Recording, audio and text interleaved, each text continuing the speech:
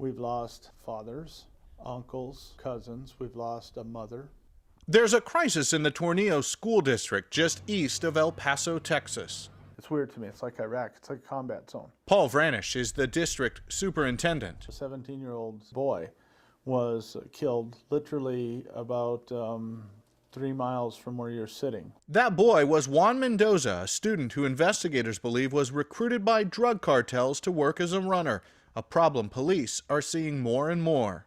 Children in schools everywhere are being recruited to do this kind of work for the criminal element in Mexico.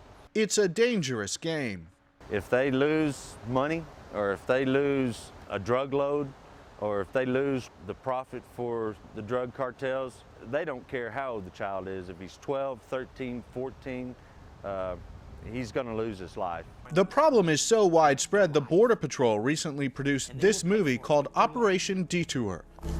And that life will either be spent in prison or will be spent in the grave. They are not going to get out of this alive, and there is no quitting. Once you're in, no matter what. The graphic film is shown in border high schools as a scared straight tactic, but you don't have to be working for the cartels to be in danger. I try to be stoic, but it still worries the heck out of me. Israel Morales is a junior in Fort Hancock, Texas. He says many of his classmates have lost family members. It's kind of freaky, because I have friends that their fathers have been annihilated, and they come back and they just hug you and start crying. So I mean, it kind of traumatizes you a little bit. You're like, okay. The sheriff's office has begun following some school buses to and from campus, and a school resource officer has been assigned to the district, but it's not enough to ease the concerns of all parents.